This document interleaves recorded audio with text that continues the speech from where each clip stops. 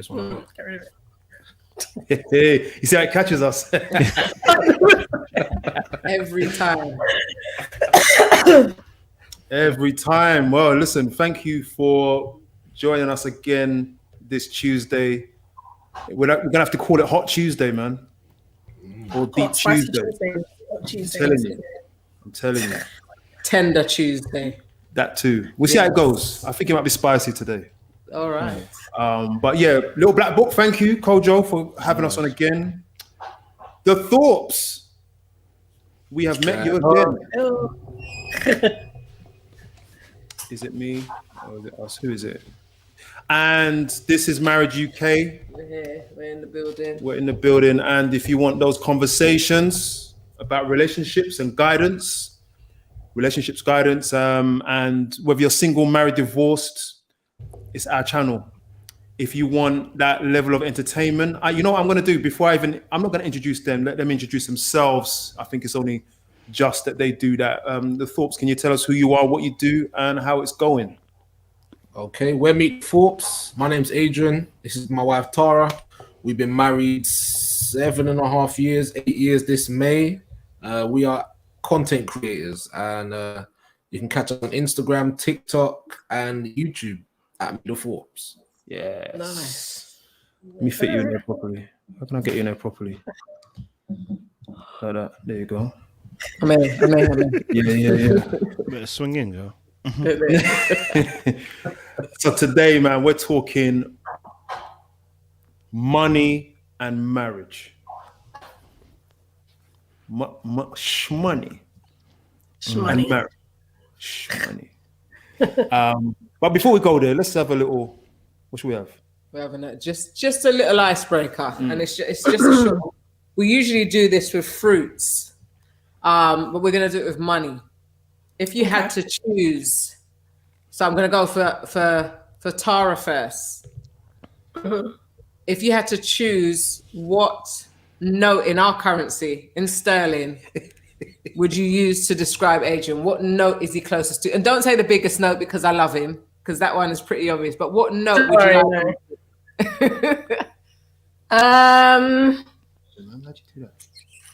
That is a very good question. That's a bit nuts.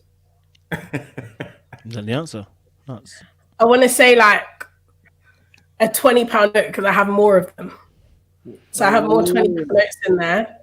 So the more that I have, I'm good. I like that. Thanks. So the 20 because it's in abundance. Yeah, I got loads of them. Obviously not the £10 because I don't want to go all the way down there, but the 20, I've got a few of them 20s. Adrian, same question to you. What note in our currency in sterling would you describe Tara as? Choose wisely. Okay. I was just about to say. I literally just thought about this. So I would consider you a £5 coin. Yeah, there's such thing. There is. Very unique. You have to buy it. Very unique. Not everyone has her. Not everyone. Very selected. All right. They're worth more than £5. And it's more than £5. It's more than £5. Well done. That's nice. Well done. You saved the day, man. I love that. Honestly. Well, today, right, we're talking money and marriage. It's quite a controversial topic. Why? Because hold on. Okay, I get you. This is an interesting topic because it wasn't until how many years ago was it? It was about 7 years ago. I discovered that people do it different than the way that Winnie and I do it. We're going to get into that. But what I want to do is I want to throw some facts at you. We can have a little chat about these facts. And I've got a couple of real life scenarios for you that we want to talk about, right? Slater Gordon is one of the most popular divorce firms, right? And I guess we're looking at these facts in the context of if they're higher class, then it tends to be people who have money that can afford these kind of divorce lawyers, right? But they're saying that money worries are the biggest reason for marriages ending. That's in 2018. I'm always hearing people say communication, you know what I mean? Expectations. But Slater Gordon says, well, the thing that they're writing on the paper, money. Money worries. Over a third of people, this is 2,000 people questioned in a survey, right? They said that over a third said that financial pressures were their biggest challenge to their marriage. And I guess when you're single, you might be low on money, you might have some debt, but when it's two of you, it's a different game. Oh, trust me. Different. And we're going to look into that in a moment, right? A fifth of them said that most of their arguments were about money. 1 in 5 blamed their partner for their money worries, accusing them of overspending or failing to budget properly. Yeah. Okay. Don't let no one pull any faces. You know what I mean? What I would do. Hey, big spender. I ain't about them old school tunes there. Trust me. You watch them adverts, man. I'm an old flame out here. So this is it. Nice discussion. Thank you, Berta's eye view. Lovely. All right, one. Do you want to read this? You're better. Yeah. So the scenario is he bought our son one jumper, and I've bought everything else. Claire, 33, earns 35,000 as a full-time editor. Her husband, Paul, 38, is a police sergeant on 45,000. They have a 7-month-old son. We moved in together after a year, and everything was fine until we got a mortgage. I thought it would make more sense if we had one account for all the bills that we could pay some money into. And then whatever we had would be left and be our own. So I got the forms for a joint account and he never signed them. And they lay there for 3 years until I chucked them out. I reminded him and he said that I was nagging. So I stopped mentioning it. Since I got pregnant, he's bought our son one jumper and I've bought everything else. And he hasn't paid me back. All bills, is this keep going, yeah? Keep going. Yeah. This is real. All the bills are paid on a very casual basis. I pay some, he pays some. And it does my head in. It does my head in, it sounds like. That's what you sound like. It does my head in. Because I never know where we are with the money, with money. Both of us probably think that we pay the biggest share. But I don't actually know who does. There is no system at all. I'm paying all the childcare at the moment, and he just keeps saying, oh, I'll do it. I would drop dead with shock if he came home from work and had it sorted out. Recently, I was trying to work out our exact outgoings to see if we could afford for me to go freelance now that we have a baby. And he promised to do this as well, but he hasn't. And I'm back at work full time. We went to Relate and this came up. Relate is a counseling service. Yep. The counselor said to him, it's a form of control. You really need full financial disclosure. My husband was surprised at my strength of feeling. My husband was surprised at my strength of feeling about it. That doesn't quite make sense. Yeah, and that I saw him being secretive. But if I bring the subject up, he really gets wound up and he changes the subject. It ends in a row. This is not the 50s. He's 38. Grow up. No, after. What do you think? What's his name? What's the husband's name? He hasn't got a name after this. Address him. Paul. Paul's doing me head in. Paul. Paul. I don't know. I feel like if you're married and you have a child and you have bills, if you don't want a joint account, there has to be a system in place. Like what she said, there's no system. So it would be, I pay the electricity and the gas, you pay the water and I don't know, the food shopping, and then we got halves on rent. There has to be a system. But if you're telling me you have a child and you've only got your child one jumper and she's bought everything else, and there's just, they need to have a big conversation. That's mad. Very mad. For me, marriage is about partnership. Irrespective of different salaries, the household is on 80K. If you both living in the same yard, you both contribute. Yeah. Let's say one of them is taking the bills on, so that means one of them needs to be domestic, or with the food, or with the childcare, or picking them up from school, or taking them to school. I think both parties need to do equal amounts of things. That doesn't mean going halves on whatever, but I mean, just you need to do. If there's something to do it. Yeah. It shouldn't be on one person. That's my views. Why not? Why shouldn't it be on one person? Because I believe in partnership. I believe in sharing. Okay. Yeah, that's just me. But you know, also it took two people to make the baby, so two of you need to now pay for your child.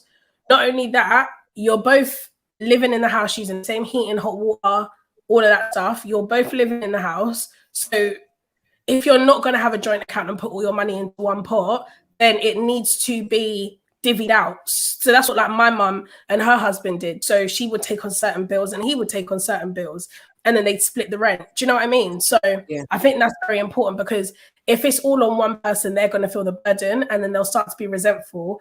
And furthermore, what are you doing with all your money whilst I'm out here sacrificing for us? True. Sorry,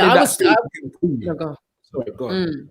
I wanted the story to continue to say, oh, the husband was saving for this elaborate university fund, plus a mad holiday for the wife on their renewal of the vows or something, but it just stops there. But yeah, I was thinking the same thing. I was thinking perhaps there is some special account that he's going to surprise her with and say, look what I've done. I've saved all this money and I'm driving you to our new house now. This ain't Hollywood.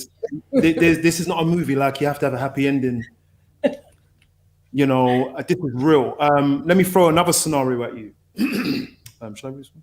Yeah. Tom and Alice, right? Let me just get it up again. Tom and Alice, get their names. Tom is on 30K. He's 24. He's 24. He's on 30K. Alice is in retail. She earns 18. Yeah? 48. Okay. Mathematicians, yeah? Watch this. We have separate accounts. In terms of how much of the bills we each pay, I tend to shout, don't I? Sorry. I have split these in proportion to our salaries. Come on now. I earn 70% of our total income. So I pay around 70% of the aggregated total, including water, electricity, Sky, and internet. They're not married. They're in a relationship. Yeah. Sorry, they're engaged. In terms of food, she pays me £80 a month and I will cover the difference. We usually spend around £210 on food. She's got a credit card, but I'll pay off if it's for food and household stuff. It was just a way of being fair. There's an important line there. It's just a way of being fair. I know it sounds very precise and mathematical, but it works.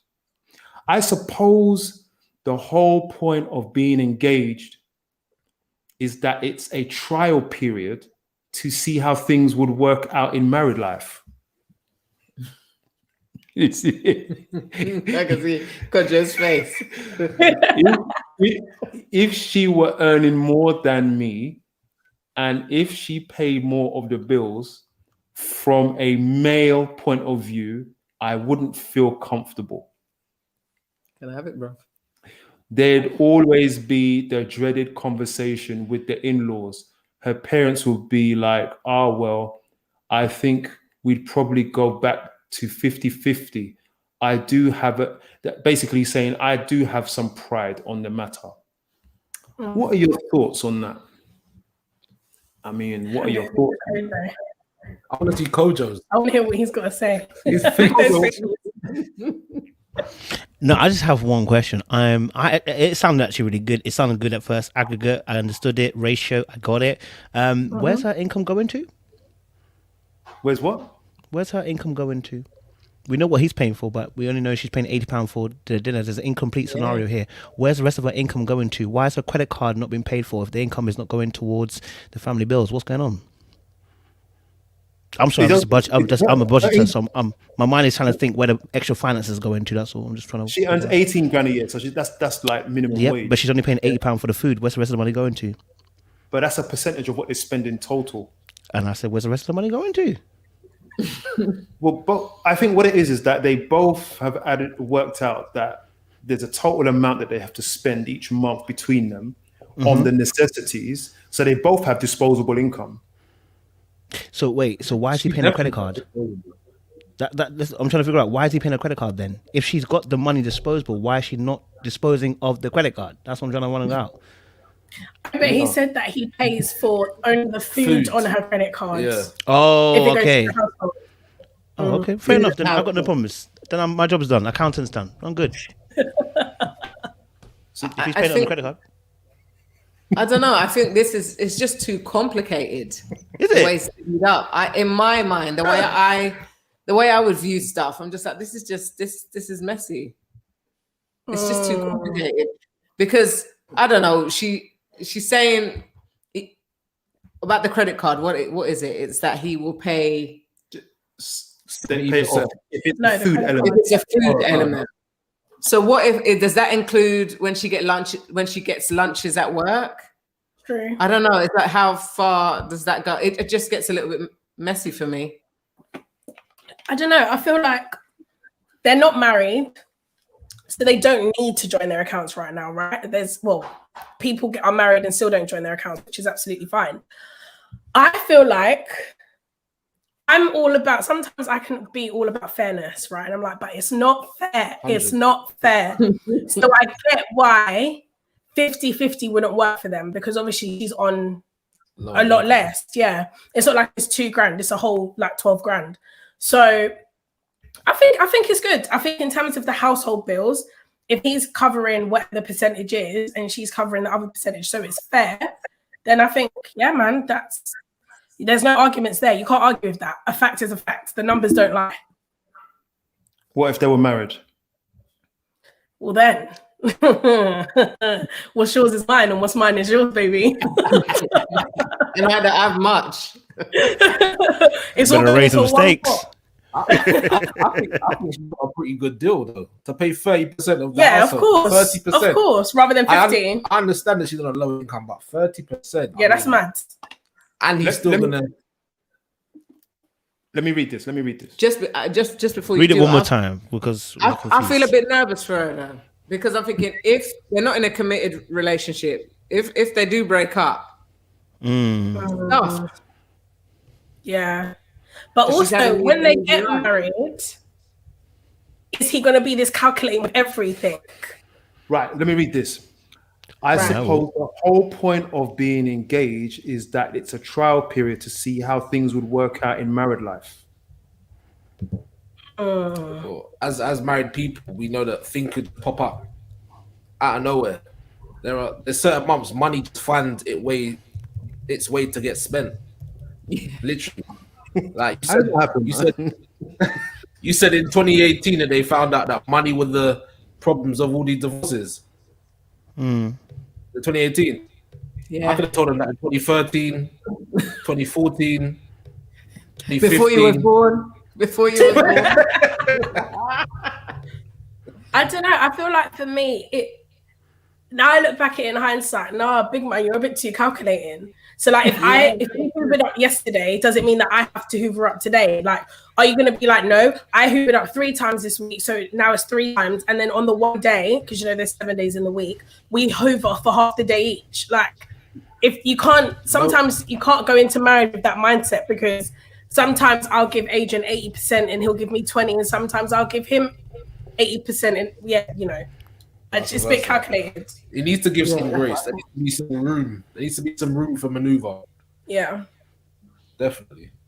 I'm just saying, we're not even at 10%. I'm just saying, £80 of 18,000 is not even 10%. I don't know what deal he's getting out here. This deal is not sounding right for me. I'm just saying, I'm missing some numbers. Something's not quite mathematically correct here. He's not on job. She's not on job. It sounds good. We need to go back to the drawing board. Unless I missed that in the scenario, £80 of 18,000. Bear in mind, take away tax and anything like that. Let's say she earns around about £1,000 a month. £80 of £1,000. You got to be kidding me. He might be trying to help her. I think he is. We don't know if she's studying. No, maybe. Well, she's working a lot because she's getting 18K at retail. Yeah, 18K. That's a full-time at retail. Salary. At retail. Primark, retail. 18K. Mm-hmm. That's a lot of money. This might be her first job, and he might be teaching her. It don't matter if it's her fifth. She's getting $1,000 a month, and all you're collecting is £80 from her, bro. She's living in your head rent free, basically, bro. So, just to be clear, Demi, I don't know how to say her name. I'm so sorry. She's paying £80 towards food. Okay. Okay. Fair enough. Okay. And what else is she paying? Is she paying anything else? Yeah, because it's the 30%. Yeah. It's the 30%. Okay, so she's paying. Okay, so she's paying the rest of it. So she's paying the rest of the other stuff. She's paying 30%. In that proportion. Yeah. Okay. It wasn't sounding right for a second. Okay. Cool. Mm-hmm. It's okay. It's a lot to remember. I can't stress it enough. She better stay with him. Listen, she's getting a good deal. But then, even though I keep going back to the fact that if he's calculating like this for everything, that's scary to me.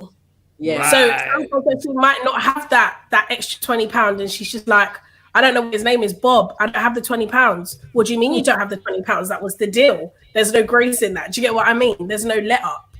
Yeah. You see, this is the thing. This is poisonous in marriage, but it's nutrition in dating. This is an interesting thing. And I have a problem with this now. Sorry, I'm a deep guy. I'm a deep guy when you like that. you felt that, innit? You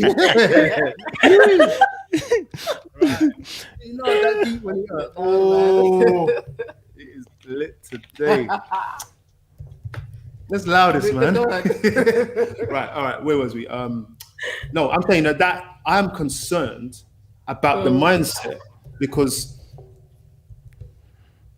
what must be good in dating must be good in marriage, apart from maybe a couple of things. But in terms of the mindset, we believe, it seems that, let me not speak for you lot, I believe that this situation is a problem when they get married.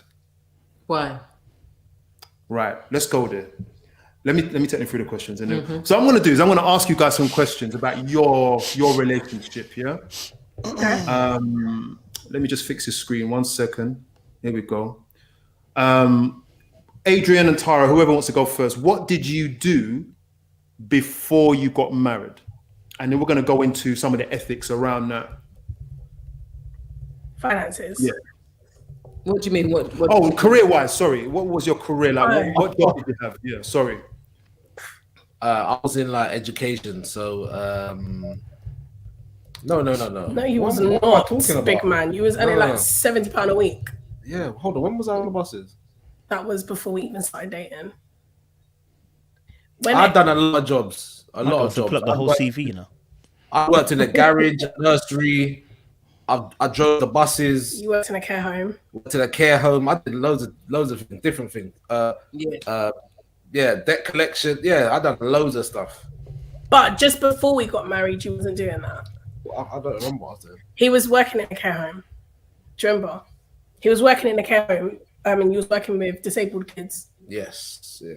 What was I doing? I was working full time, but then I was working full time in EE, the phone shop.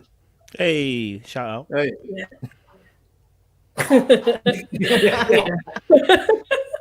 In our day, I'll tell you what, EE was called Mercury. I remember 1-to-1, right? But before Oi. 1 to 1, it was called Mercury. Yeah. Jeez. Okay. We're going back Mercury to 94 was when I first got my first number. 07958 400 Yeah. 280. You can't call me now. The number's gone. It wasn't 07. It's gonna ring. It's gonna go to someone else's phone. Oh yeah, 09. 09. It wasn't 07. It was 09. Is It it? was 09 them times. Yeah, 09. We really have moved. 1-to-1. No, I had 07. Maybe I was late. No, not in the 90s. Yeah, man, I did. No, there's not My 07. mom still got the same number, so it was 079. Yeah, but I'm saying, okay. Yeah. I'm not going to argue with you on No, live TV. you didn't have my number there. So you don't have a number then, so you can't chat. You understand? All right. Yeah, so you worked in EE. Yeah, I worked at EE full time, and then I think just before we got married, the year that we got married, no, tell a lie, I was working part time in EE and I was studying at uni. I was working full time the year before we started dating. Yeah. And did you have, before you got married, did you have financial expectations? Yeah, I did. True. I definitely did. I've got the buses in me. I don't know. No, you didn't. I don't. You didn't. So the money, what expectations did you have of No, money? I did, but do you know what? Sorry, it wasn't Oh the case. my Do you know why? days. I left the buses and then Tasha gave me the job. That's when I started Once a getting the week. ring. Yeah. Yeah, so Tasha gave me. Yeah, so Okay. I was in the buses and then I went to do. I worked in a school in Lewisham. So at that time, with the buses, I was earning good money and it was weekly, so I could save.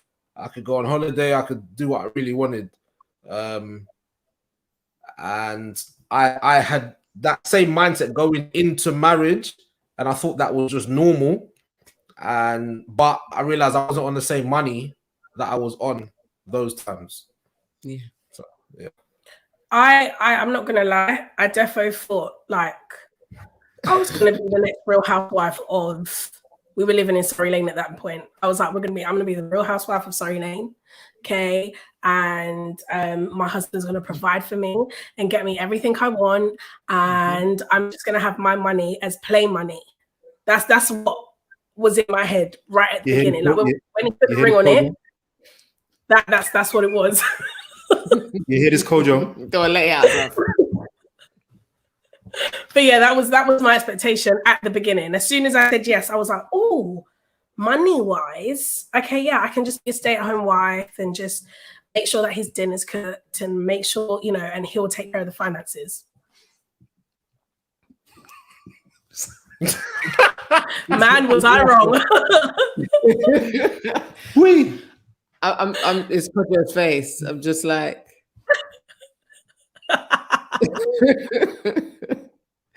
moving on swiftly. My question is to you: what kind of financial literacy did you have from childhood?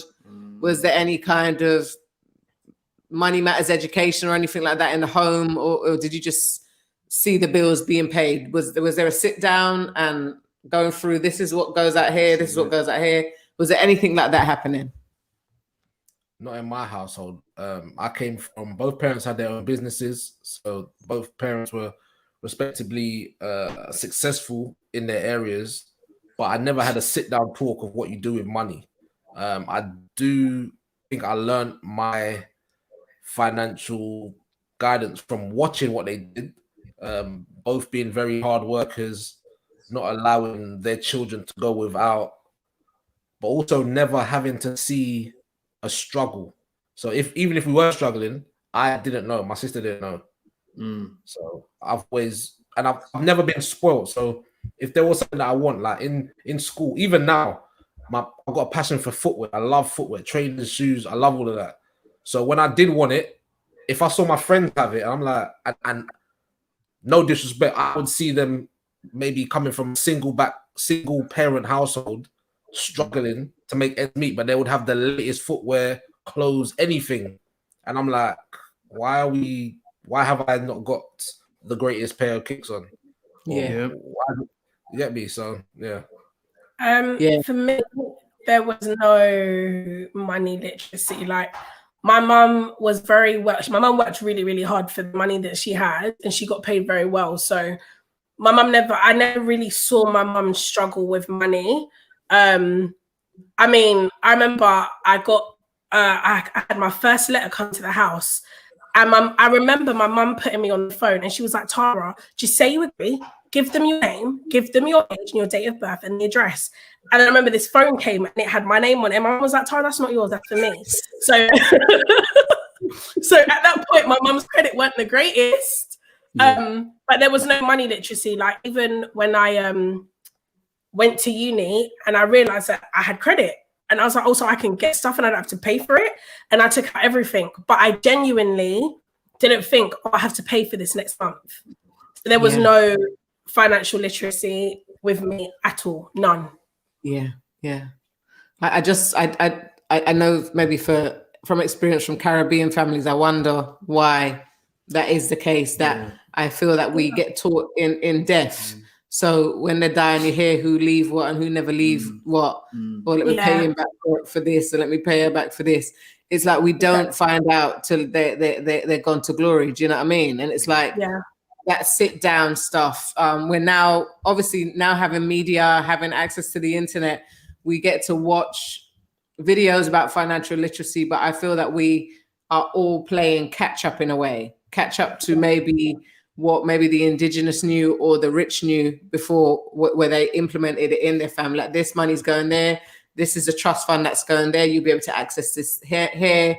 This will be yours at this time, where we didn't have that head start and we're having to play catch up now. So it's quite interesting that both of you said you didn't feel like you were in any deficit.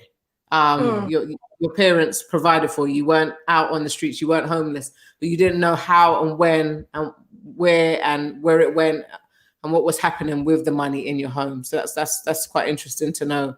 And it would be interesting maybe to consider, not necessarily answer, but to consider how will that play out. You know, if you decide to have children, what would you change? How will you change that and say, look, this is the spreadsheet and this is what's happening. So that's why you can't get the kicks this month.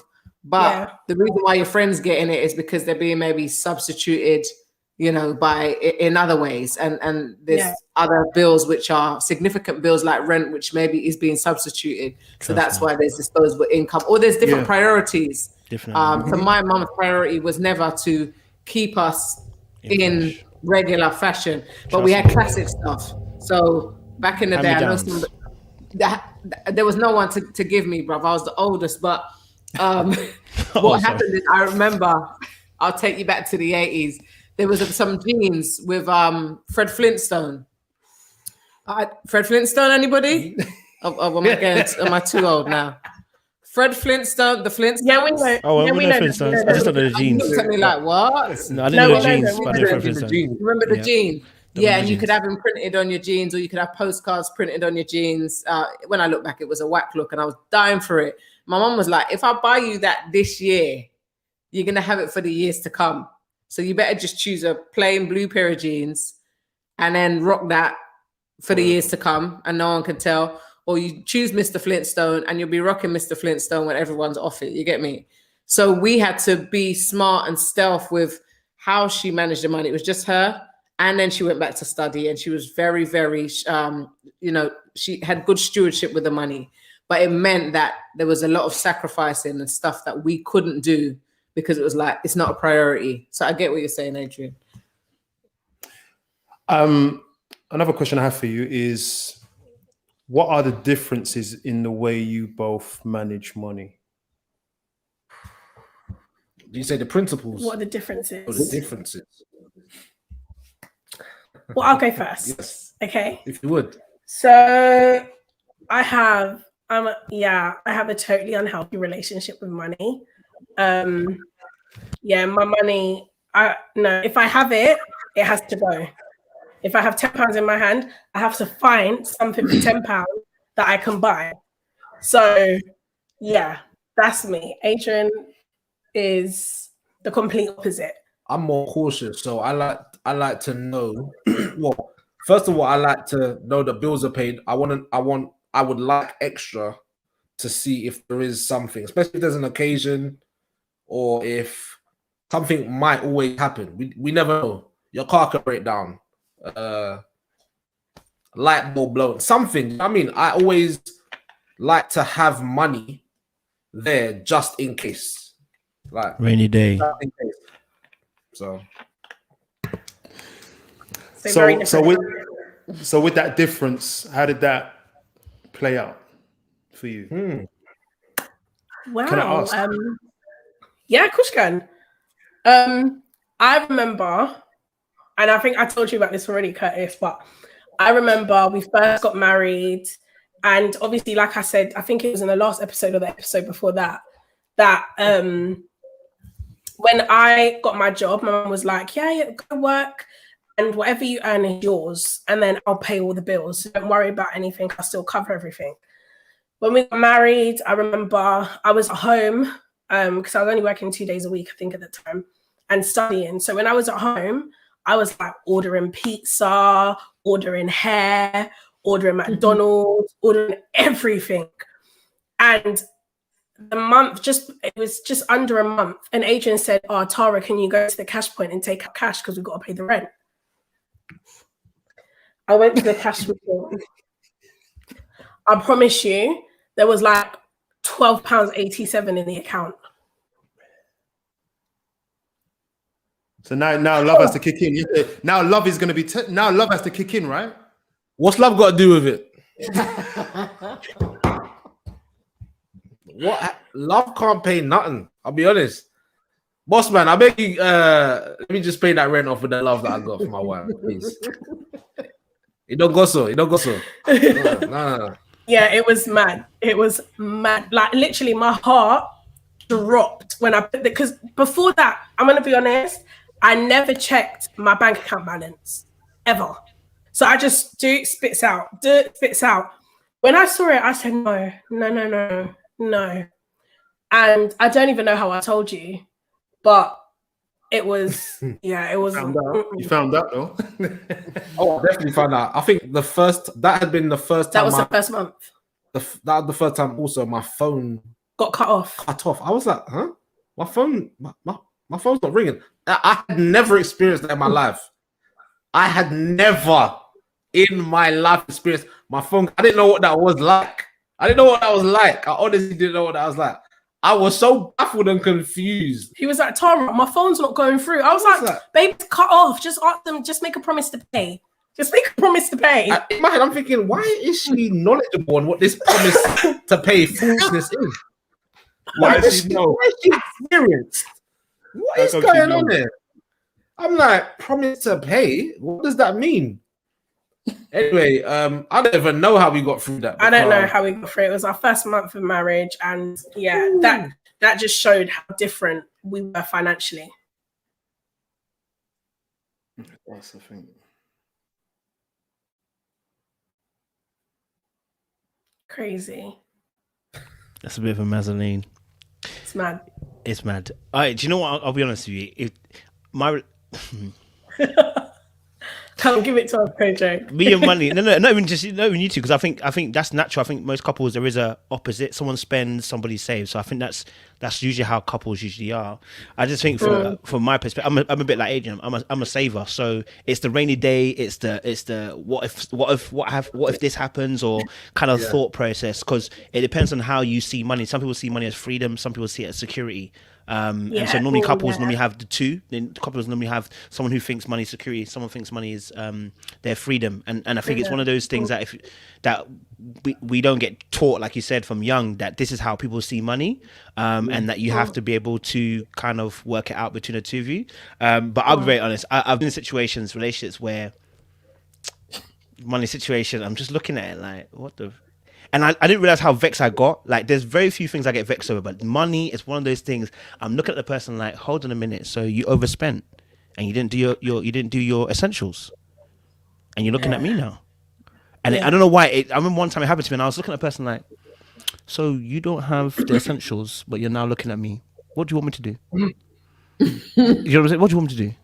this is not the rainy day I was thinking about. And then you realize that these are the things that you work through as a couple. And if you are married, this is something that could happen. And you have to be able to have that conversation about how you see money so that you're able to kind of adjust. So I actually wasn't looking in a bad way. I was actually thinking this is what happens because people have different views of money, freedom versus security. But anyway, go for it, Curtis. Go back in. Sorry. Yeah. No, go on, Adrian. Sorry.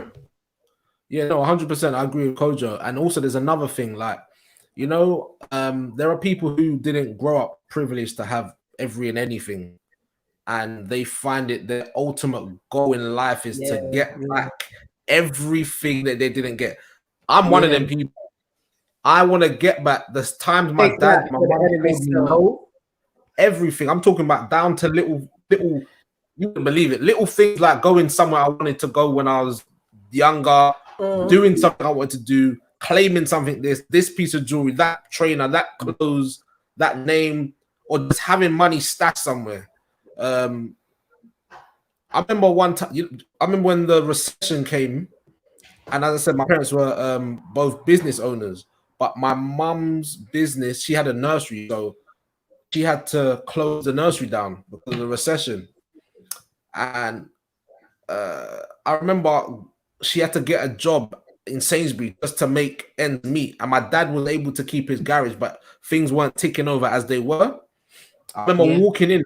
So my mum had been working at Sainsbury's for ages, but it didn't really clock into my head until I walked in and saw her. My mum got a bad knee, a bad back. I saw her stacking shelves. It crushed me to the bone. Like, it crushed me to the bone. And I was like, you know what? I made a decision there. I was like, I wasn't saved. I wasn't saved then. I was like, listen, I gotta get money somehow, some way. I don't want to be sponging off of their hard work, especially if I see her stacking shelves. Like, I thought it was so hard for me at that stage, and it was like that decision made me go down it made me go down in a way where I was just like, look, anything for money. And you know, the Bible does say the root of all evil is the love of money. It's what you do for it. It's what you do for people. That it's the money. No. It's what you will do to gain that money. Yeah. And I can fully understand that scripture, because I was able to do anything for money at that stage. Word. We've got a question for you though. On the back of that, Kojo. Yeah. This question is real. I like it. Yeah, I'm gonna be honest with you. I had this conversation in the first week. Wow, I had it straight. Yeah. If I'm serious about you, this is a question I want to know how you're going to handle finances, because I understood that this is one of the major issues in a relationship in terms of arguments and divorce. I want to have that conversation early. Yeah. I'm not about to wait till we get to marriage. You know what I'm saying? So I just asked the person, when I was in the last relationship, I just asked the person, like, how much do you make? Okay, what do we spend on? And I said, obviously, okay, cool. Like, how do you see money? Are you a spender? Are you a saver? Just so that I knew what I was getting into. Do you know what I mean? Because I'm a stickler myself, and I don't want an argument where I'm frustrated because I was blindsided by something. No, if I know how you are, then I can kind of rock at that. So I think for me, you have that conversation early. And yeah, you just I'd say have that conversation. For me anyway, have that conversation early, because I'm a stickler for finances. I like to budget. I like to know what I'm coming into. I don't want to text or call later on saying, can you give me something later on? I'm looking at it like I was blindsided. No, I now know why sometimes financial situations happen. We've discussed this. We understood how we play. I'm not blindsided. Like I always say, a punch that comes when you're not ready, it's a knockout. But the one that you're ready for, you can handle. Yeah. I agree. Okay, guys. So the question is, when did you start the financial discussion while you were dating? Or maybe, I guess, when you was married as well, because I don't know if you had it when you were dating. And then how far into the relationship? When do you, for instance, share what you make? So this is the big question that I was coming back to regarding those scenarios, yeah? It's a, what, 2-3 part? 2-3, am I shouting? I can't help it. I'm going to... No, you gotta bear with me. No, I will. It's been we've been married a while now. You have to get used to this now. So sorry, I raise my voice when I get passionate. So she'll just look at me and I just feel that.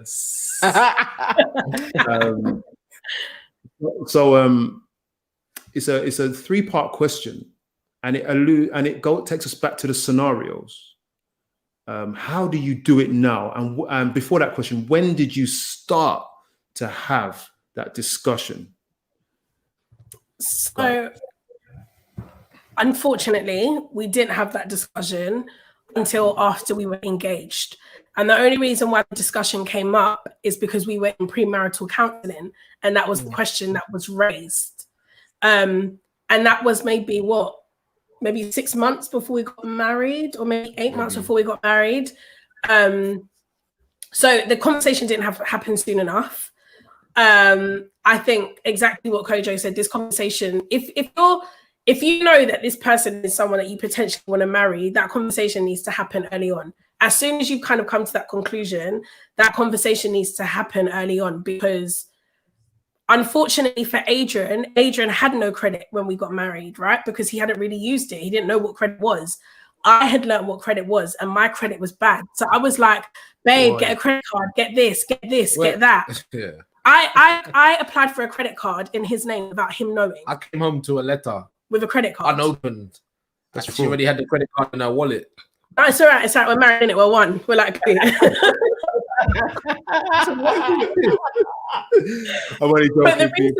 but the reason why I got the credit card for him was to build credit. So I was like, babe, I've got this. I'm gonna teach you. But what had happened is once we're married and because we have a joint account, our financial records are now joint together. So now his credit can't mix with my credit. And now he's getting denied in places because of me. So financial conversations are so essential at the beginning. You could be dating this guy and he's got CCJs like as long as this. You're done. You're done. Yeah. And you know, he might be is he or she making the decision to fix it? Are they trying to change their finances? Are they speaking to step change or debt advice or whoever it is? Because if they're not, then maybe you want to rethink what you're doing and who you're about to. Marriage isn't just about love. It becomes finances. It becomes the way you build your children and the stuff like that. So you've got to be very, very careful. But if we could do it again, we would have spoken about this at the get-go as soon as we started dating. And for me, the last question, when do you feel to share what you make? At the beginning. Right at the beginning. Right at the beginning. Like, not to be funny. You know, some people are academics and some people are just, I don't know, not for better words. So that may cause a strain. So the person who's academic might be a doctor. It might be attracted to and want to marry a person who is just happy with doing retail or working part-time. That doesn't mean that they're not academic though. It's just choice of jobs. All right, choice of jobs. Whatever the situation or scenario, they need to have a conversation. Yeah. Okay. Where do you want to go in life? If that person on 70K is like, oh, I've been paying everything around here and and the guy or woman who is working part-time that doesn't feel that they want to work anymore or study to get a higher paid job, it's just like I'm cool with this. There's gonna be issues in that marriage. But I think it goes even beyond that. Do you want to buy a house in the future? Do you just want to rent? Because some people might just be happy paying their £600 a month with their housing association. I'm not throwing nothing to housing association. I love housing association, right? But they're happy to just pay the £600 and, you know, have that. Whereas their spouse or the person that they're marrying might be like, no, I want to start investing in property, or I want to have a family home that our kids can grow up in. Well, it's not going to work because you've not. Do you know what I mean? You need to have these discussions. I think.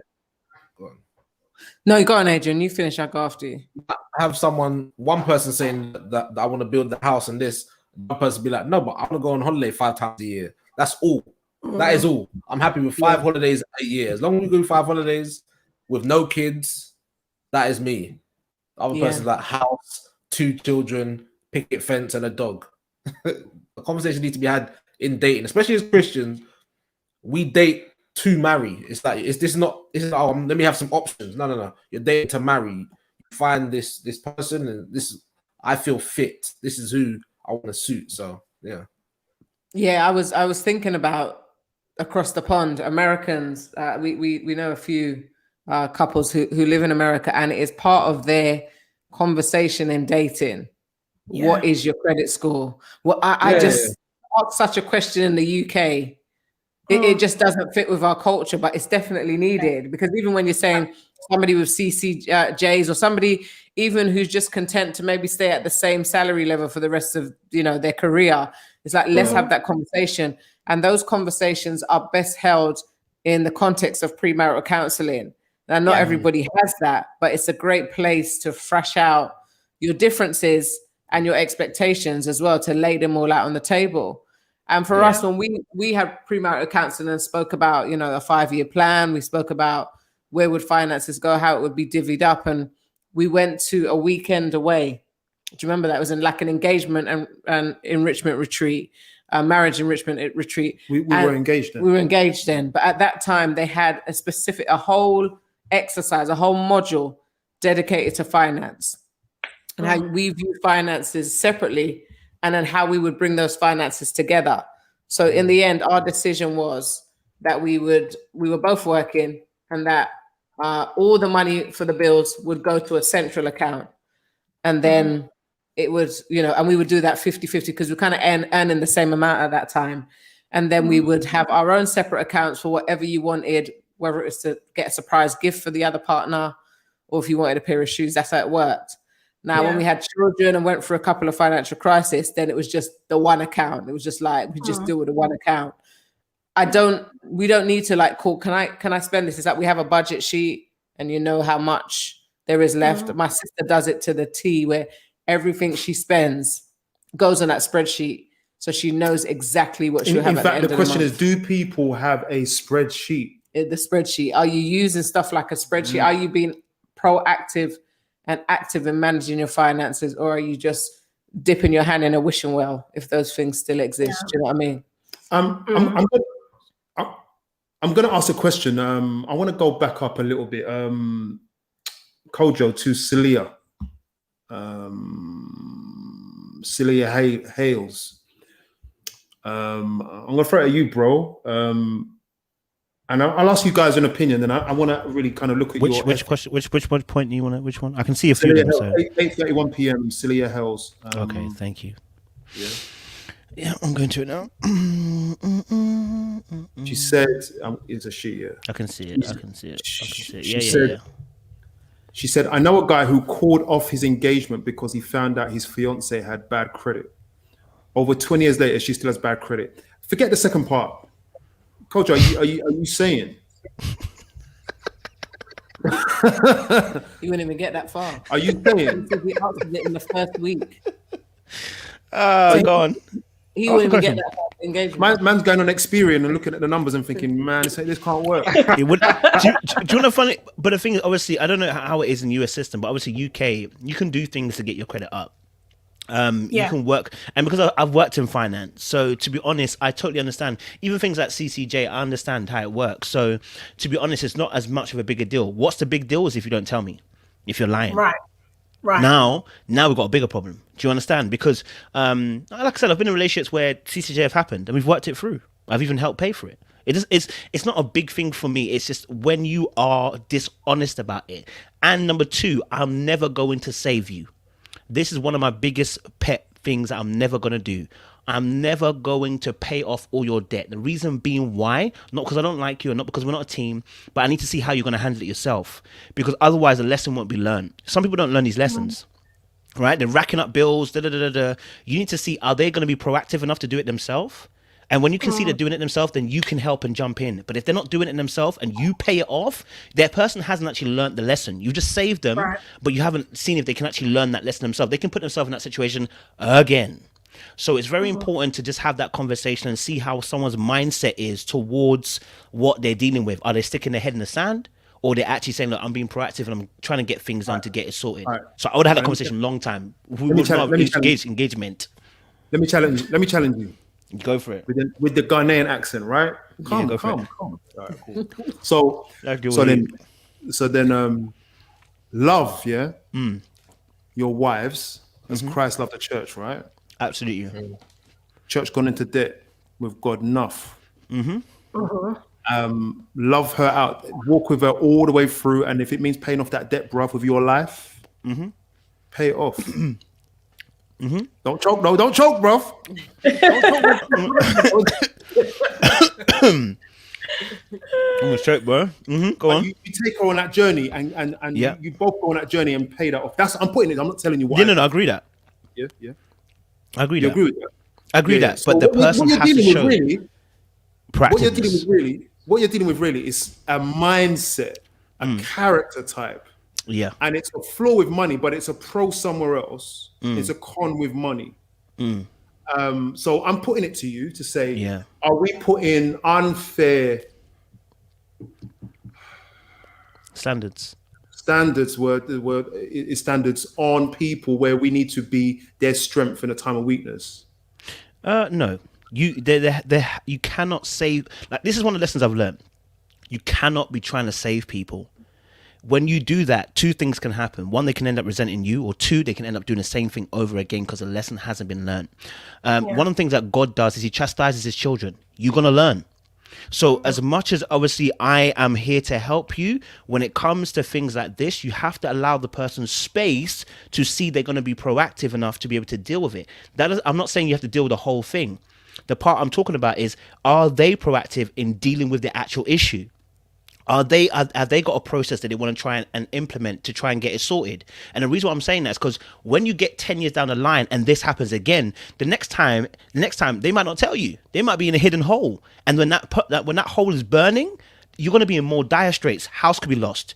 Children now could be could be affected because the house is lost. There's a now bigger consequence for being financially not responsible. So that responsibility cannot be negated. I cannot save you. I need you to be able to have some level of financial responsibility. Otherwise, it affects not just me, but any future that we have. And by then, it's too late. You can't be telling the kids, well, your mum done spent all the money and we've got to move out of the yard. Like, blood, you can't. The kids are not going to understand that. Do you know what I'm saying? That's a whole lot of stress that can be avoided when someone uses wisdom. Let's tackle this from beforehand. How do you handle money? Okay, you got yourself in a pickle. You got some credit cards. You got some CCJs. What's your thought towards this? How do we get there? Give that person space and room to think about it. Do you know what I'm saying? I'm not saying let them handle it alone. I'm saying give them room to handle it and see, okay, here's how I can help you. Because I'm great with finances, but I need to know that you can also handle that part. I've worked in finance. I'm telling you, middle class people are the worst when it comes to finances. They think they're rich and they're not. And they overspend. They spend crazy. £5 cup on a cup of coffee every single day, and it builds up. Small little things like that, because people don't have financial responsibility. And so all it is that let the person have room to do what they're doing, help them, but let them have room to make these little decisions so that they become responsible in that area. Otherwise, all you're going to do is just cover, but you're actually not actually fixing the actual problem. You're not dealing with the root issue. I just wanted to clarify. So this is pre-marriage. This is not in marriage. Yeah, this is pre-marriage. No. We shouldn't even get to marriage before we have this conversation. Yeah. We should be dealing with this now, before. Early. Let me know if you've got CCJs, guys.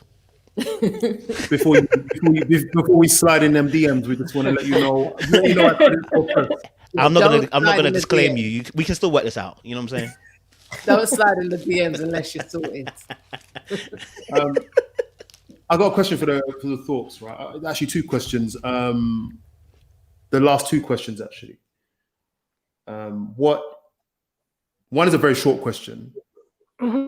I actually can't answer this question. I just realized I can't ask that question because I was going to say, does any of you have hidden money? And that doesn't make sense because then you wouldn't declare it, would you? Yeah, exactly. So let's like that question. Well, actually, I can answer that.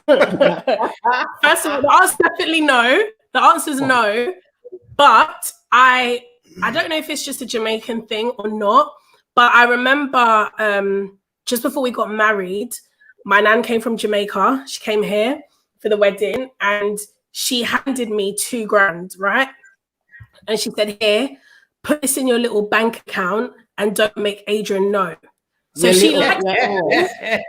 And she was like, put that in your account to start your account and I will make sure that you've got money in your account every month. I'll top it up and wherever you've got a little £5, £10, put it in there just in case. So my family, as a woman, having like little stash is what you should have just in case. But we don't have it. But yeah, and she was very angry that I said no. And when I said no, she took the £2 right back off of me and said, well, then you don't get the £2 then. I would have said yeah. And then it is a cultural thing. It is a cultural thing. Have yours. Get your little. They always call it have your little money.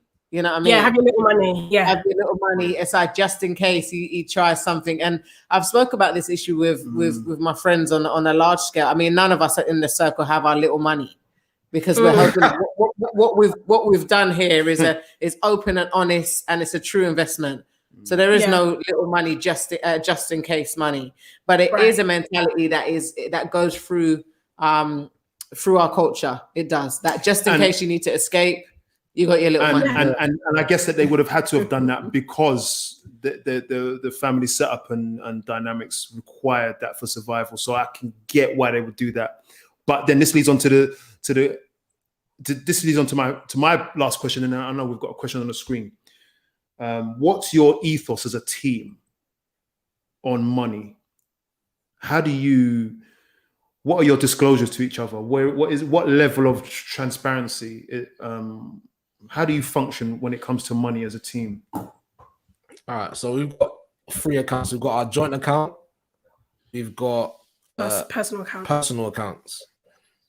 Because of how we both are with money, it's best that I'm in control of where, or have the final say on where money is spent. Whereas Tara is a person who spends and then thinks later. She's definitely got better over time. I haven't. He's being so polite. I really haven't got better with money. Like, money is a very difficult thing for me. I still haven't learned discipline. Every month I say I'm going to treat money differently, and I don't. But we give that to God for prayer, and I'm making some action. But yeah, I think he is I know I can't handle it. I know I keep putting us in bad situations. So now you control it. You handle that. But yeah, we've got our joint and our personal. Yeah. Our joint is where all our bills come out of. But to be fair, it's kind of weird because we have our personal accounts, but all of our money goes into the joint account. And if we need anything from it, we'll just pull it out of the joint account. And let's say it's his birthday. And I'm like, let me just save up £30 every month or £40 every month. I'll just draw from that. But yeah, I think it's good to be. We're pretty transparent. We know what's going in. At any time we can both check what's coming in, what's going out. And I can take his phone, check his Monzo. He can take my phone, check my Monzo. We don't hide money from each other at all. I'm trying to say. I love that. I'm trying to say. And I know we are. Go on. Sorry. There is no. I know before we've had a discussion, but also I think you said something in the beginning where the husband or the wife borrowed money. And no borrowing. I mean, once me and Dara got married, it means that we are in a partnership, as I keep saying. I can't borrow. How can I borrow from myself? I can't borrow from myself. If someone says, if Tara's friend was to ask her to borrow money, you're borrowing money from us. So there wouldn't be, babe, can I have to borrow? If you ain't got it, I have not got it. And that's final. Like, if she needs to, if there is no borrow. I've said it before. I've been like, babe, can you just borrow me £20? And he's like, I mean, what do you mean borrow? He was like, well, how are you going to pay back to me? Well, when you get your monthly paycheck? He was like, stop being silly. My money is yours and yours is mine. There's no borrowing here. There's no lending here. Yeah. I love this. This conversation could go on longer. It's such a needed conversation, especially, from particular communities. We need to start speaking out loud about money. And not when grandparents have gone to glory, but now. Do you know what I mean? Yeah. Whilst we're here and have a plan. So in closing, I just wanted to ask if you could give me, you don't have to go into too much detail, but what would you say? Give me 3 money goals that you have between you. 3 goals around finances. 3 money goals, I'll call it. Or attitudes. It could be from attitudes to plans. Yeah. As I said, you don't need to go into or go as far as you're comfortable. So I think the first one is that this year, the first time we actually set how much we want to earn. This year. Because this is our first year of entrepreneurship. So this is the first time we've actually put a vision, and we both went in and come back and had the same number, which we were like, right, God, are you that? So I would definitely say, I would definitely be like, yeah, you need to have a vision and a plan of what you would like to earn. The next one is to be completely debt free. I mean, I've known debt since I was 18 years old. I don't want that to be my brethren no more. We're no longer rolling together. I don't want my name associated with debt. Obviously, there's different types of debt. So you got student loan debt, you got those stuff. That stuff, okay, whatever, it comes with the territory. You get a mortgage. It's like healthy debt. But the bad debts, they need to go. I want to be completely debt free. And another one for me personally is personal, but it benefits us both, is to have wisdom when it comes to money, to be a good steward of money. That's so important for me this year. What does that mean? I mean, so I know that. So I remember this girl. I can't remember her name. I think her name was Tony. She basically made this spreadsheet, right? And I think you had to pay £3.99 for it, and you could put in what you make and whatever. She's done it all for you. I want to be able to sit down at a spreadsheet and be like, oh my gosh, okay, let's be real. I love food, right? And I want to be like, nah, Tara, you're not getting Domino's today, hon, because it's not in the budget. It's not there. I want to be able, even though it sounds like a bare minimum, for me, that's a big deal. So being able to say no to myself financially now so that I can be up in the future, you know? And yeah, I agree with that. I mean, it will help us. Definitely. But I also want to have, my prayer is that I have, or us as a couple, we have money, so much money that we are able to see who needs it, who is in need. If it may be friends, family, people in church, people who are struggling. I feel that, especially single parents, they could do with some investment. They could do with some, even these type of talks. Yeah. You know, just if it's like 1 month's shopping, like that would be amazing. If we could have enough money to just, at this point, one of our prayer points is to retire both of our parents, to buy our siblings cars, and so forth. There's so many. These are things that we just want to be a blessing, not to be selfish with money. We're not saying, oh, we want so much money that we just want to buy everything we want. Yeah, there is that, but it's to help others. And I know that was a long answer from us, but I think another important thing for me personally is just when I have kids, man, like I don't want my kids' shoes to be getting small and then I'm like, hey, mom, sorry, I'm just waiting for my paycheck to come in 5 days. Could you just give me £60 so I can buy little Adrian or little Tara some shoes? I never want my children to, I never want to have to rely on my family for that. I think as a parent, I want to be able to never struggle. I never want to have to be like, oh my gosh, they're going on an exchange trip and they want to go to Italy. Where am I going to find the money from? And I never want those issues. And full uniform. Yeah, like the little things, or they bust out the front of their shoes at school. Yeah. You know, I don't want to have to buy £2.50 plimsolls when I know they're going to break down too. So, yeah. It worked for me. I mean, my toes are all right still because every tennis I used to have as a kid in school, my toes came through every single one. But that's how we do it. But nobody will know that but me. Do you know what? We have a lot of questions on the topic. Are you trying to give me a signal? No. All right. We got a lot of questions on the topic. I don't know how we're going to attack it, but the clock is rolled out. So just that one. Isn't it? Here's my question: if you're the one who is paying all the bills, that means taking on the financial responsibilities, and God forbid, but something happens to you, what do they do? Life insurance. No, Adrian. Hey. What is wrong with you? Hey, so you work with Why death? They didn't talk about death. Yeah, but it's not about death. If something happens, what are you gonna Death do? is inevitable. Listen, life insurance, guys. You're gonna die. Life insurance. I remember when Tara first walked in. No, I walked in from work with Adrian on the phone, trying to take out a life insurance policy on me. I said, bro, what is it you're trying to do? I'm not in here. I'm confused. Wisdom, sir. Wisdom. She thought it was some type of fraud. No, I thought you was going to try and do something to me. I don't know. She thought her life was gone. I'm like, what are you trying to do to me, bro? Like the American movies. The question is this, right? This is the question. Adrian, I will know what your intentions were when you tell me how much that policy was for. You want to know how much? Yeah, how much is it? What's the premium? The premium. It was $250,000. And that's my guy.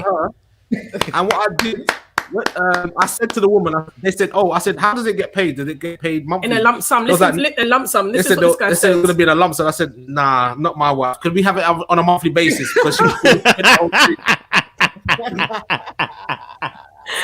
said, nah. Can we have that on a monthly, please? Monthly, please. I think the camera went.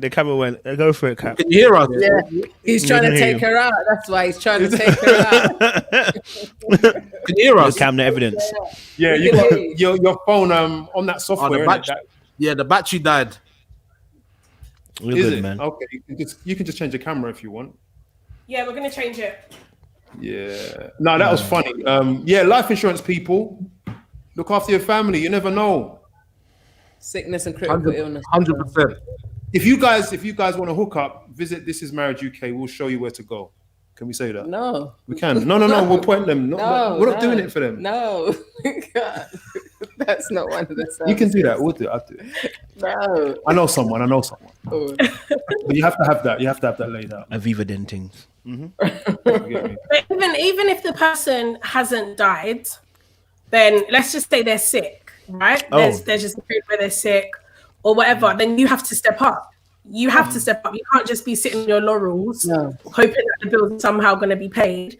And that's happened with us before, where I've there was one point that I was really sick and Adrian had to take on, he was doing 3 jobs to cover both of our incomes, or there's been a time where financially where he's not been sick, where he might have lost a job. So now instead of doing my bank work, I'm now working full time.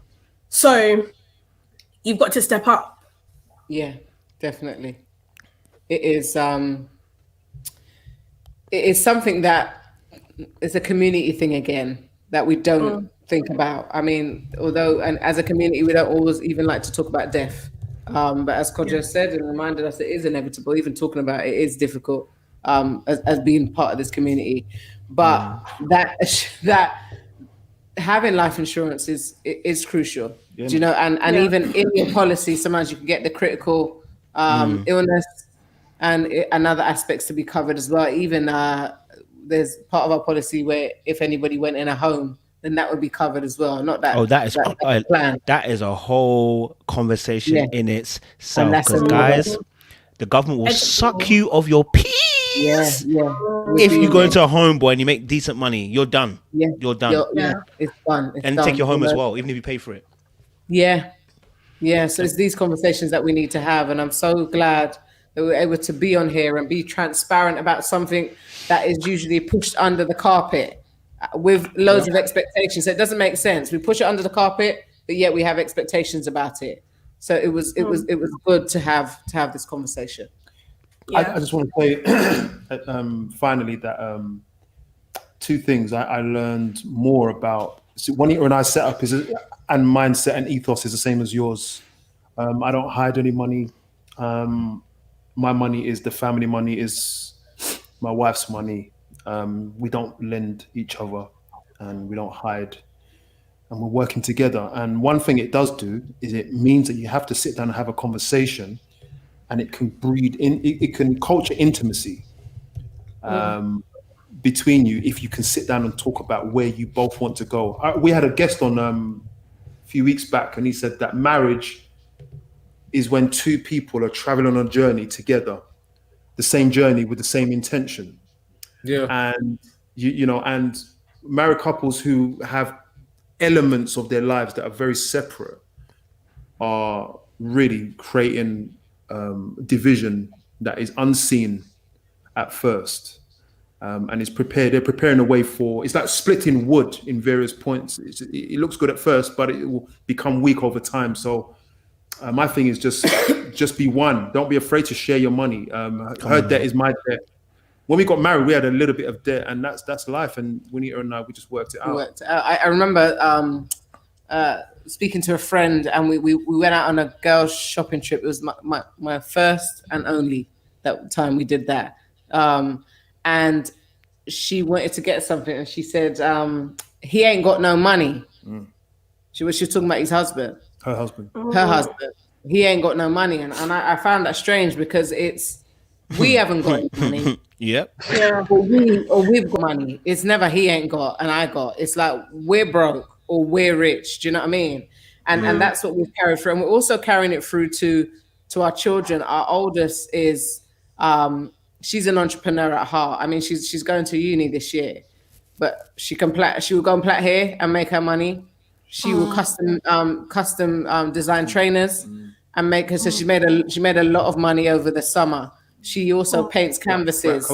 Where I didn't have that. I just went to work. I didn't have those little extra side hustles, which she has. So she can put her hand to the plow. And also on top of that, we've bought her specific books. So she's reading. She's nearly finished Rich Dad Poor Dad, and I've bought her Anthony O'Neill's book on a debt-free degree. And she's reading through those because we were like, we want you to have a different experience. When I did my degree, we didn't pay at all. I was paid to go to uni. Do you know what I mean? I was on a plane every minute because we got grants and we didn't have to pay a penny. But now it's a different time when we're going to have to pay for everything now. There will be some significant debt after uni, and we're looking at ways around this. And we were thinking about it really hard because this is the time now when we start applying for student finance, and we're like, right, maybe we can take you down the apprenticeship route where you can also get your degree. But I would have been quite snooty about it before. You're not going to go and no apprentice. You know what I mean? You're going to go and uni and do it this way. And then I'm like, at the end of the day, she's going to come out with the same stuff, but debt free. And so we're really thinking about educating we are educating our children differently. And we're also trying to teach them how to build wealth. And we're also trying to build wealth for ourselves. We're late because we didn't learn it, but we're late, but we're catching up. I just wanted to ask you guys a very quick question before we wrap this up. What do you do now as a couple different from what you did before? So obviously COVID arrived and changed your game. What do you do now? Just tell us so that people can contextualize when we're talking about you guys and money, what environment your ethics lie in. What do you do now? In terms of jobs or what? Finance. No, oh, sorry. Okay, let me be clear. So you were in work until COVID kicked in, till lockdown. Yeah. And then that changed. And now you are full-time entrepreneurs, content creators. Yeah. So, sorry, you know, it's silly. It's the way I ask questions. No, sometimes. it's cool. So that means, does that, go ahead. So before I was a gas engineer. And I was a sales agent, so selling houses. So back then we were on a two income household. It was nice. 2-car household. Yeah. 3-car. 3-car household. Yeah, it was lovely. Now on one car. One car. One faithful car. And we're on a joint income, we would say. So we get paid from content that we create on different platforms. Yeah. So now we've had to adjust. We've had to adjust. So we've actually cut back. As soon as COVID happened, we cut back. So I'm talking about phone bills. Oh yeah, my phone subscription, just cut back so there's bare necessity. So we know at least if we get at least this, then we can cover all bills. Yes. Oh man. And we've had to rein in our belts. We've had to rein in our belts. So, you know, like Netflix and all that stuff. Who is Netflix? Sorry, I don't know who that is right now. Do you know what I mean? Or I don't know about my account anymore, but I will definitely take his sisters, you know, because they were living off on ours. When we was having our 2-income household, these people were all over our Netflix, can't log on to Netflix because there's too many people watching. So we've just taken our take it back for a period. I mean, back then we was called the Dinkies. Yeah. Double income, no kids yet. Yeah. Dinkies. Wow. That's what it was. But now we've had to be more frugal with our money, and it's taught me how to be with money. So my chest was high. I was like, I'm sorry, I only shop in Sainsbury's. I don't know what these other shops are. I don't shop anywhere else. Oh, please believe Aldi is my best friend. I love it. Yeah.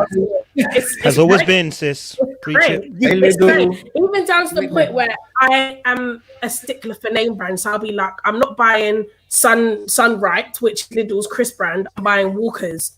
Hey, listen, they do me good. Like, it's even better. So anyway, I'm digressing. Welcome to the jungle, sis. Right. Welcome to the jungle. Right.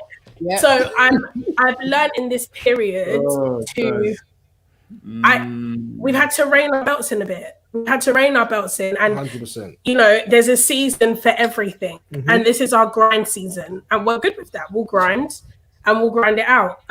One thing is that we both got the same vision. I couldn't tell Tara, come and follow me if I didn't know where I was going, if I didn't know where I was leading her to.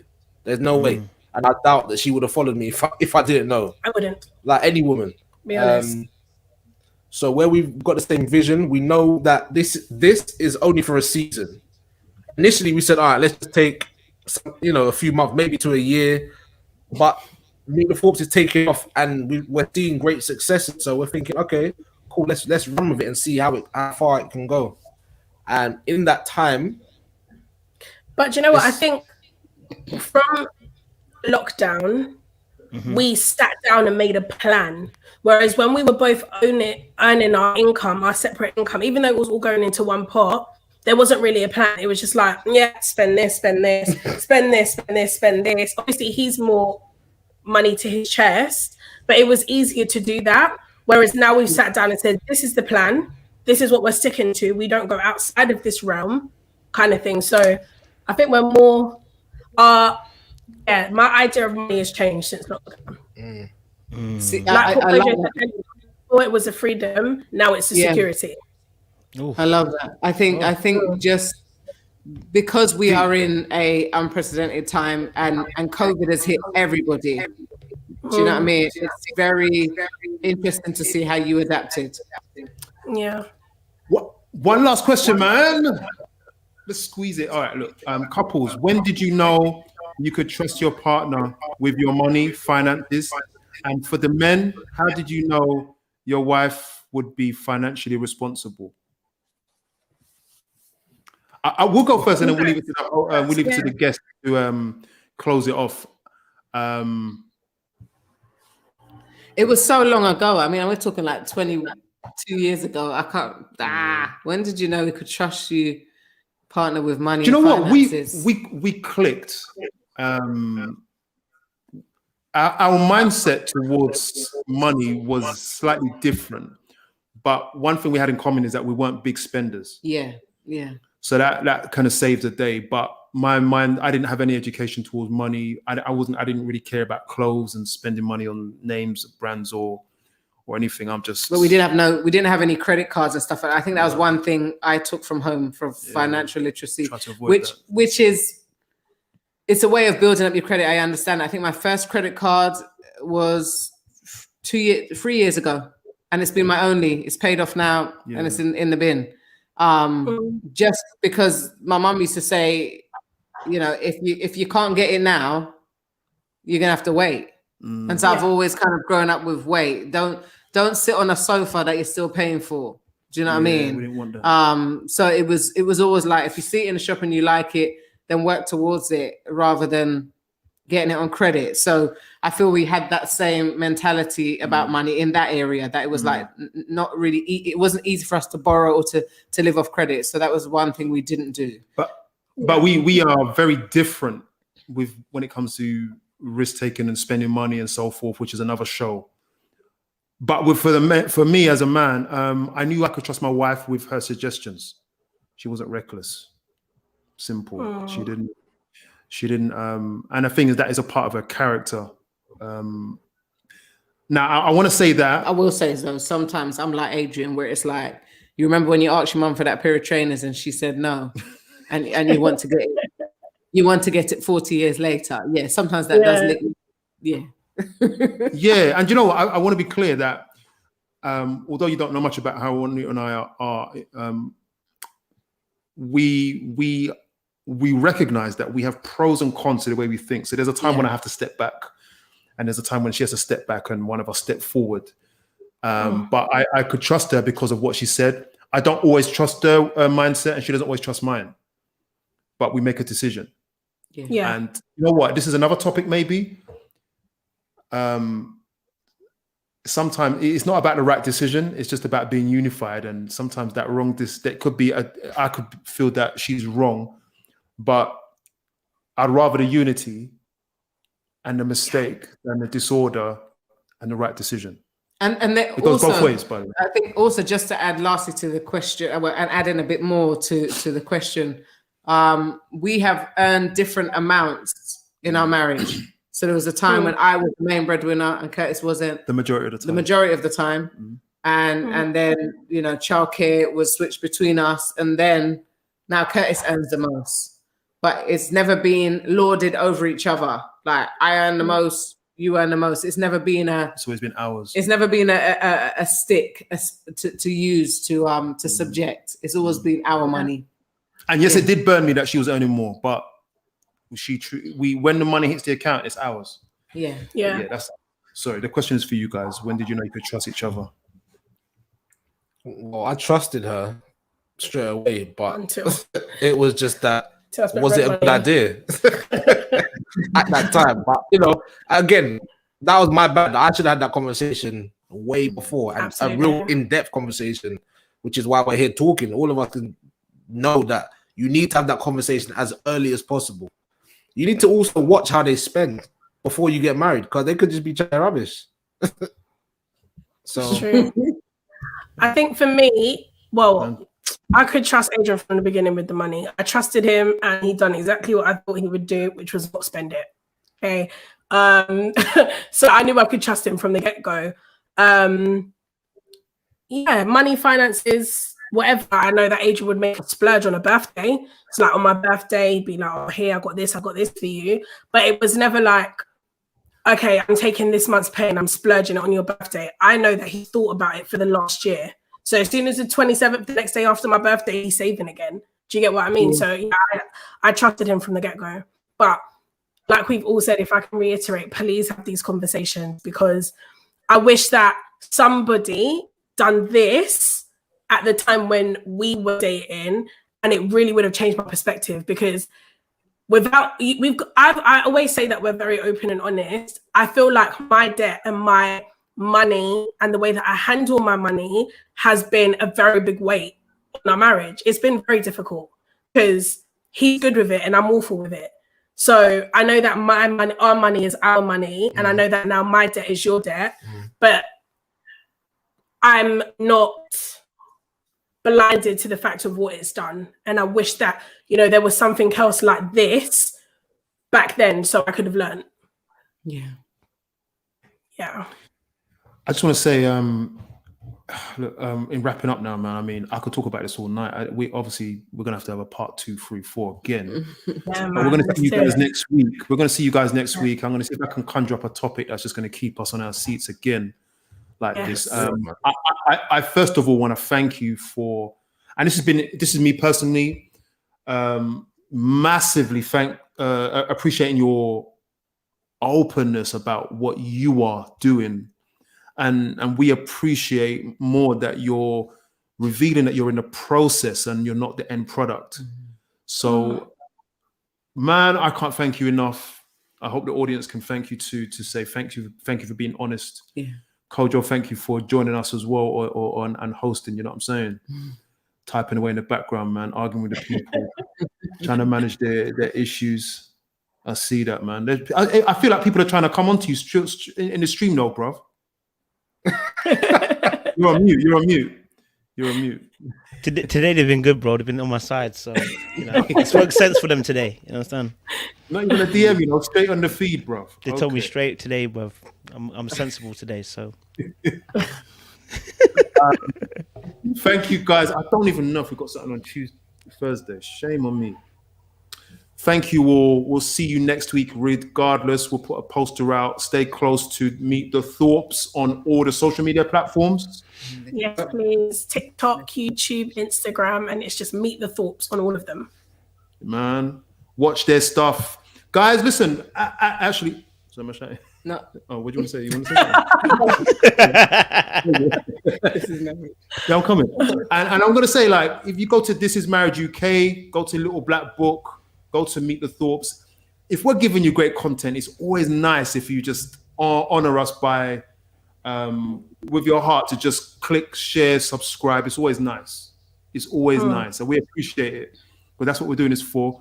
Kojo, big things, man. Thank you so much. No worries, man. You know, and go to This Is Marriage UK if you want to catch up on all the discussions we've been having and more. God bless you all. See you next Tuesday. Safe, guys. See ya. Yeah. Yeah.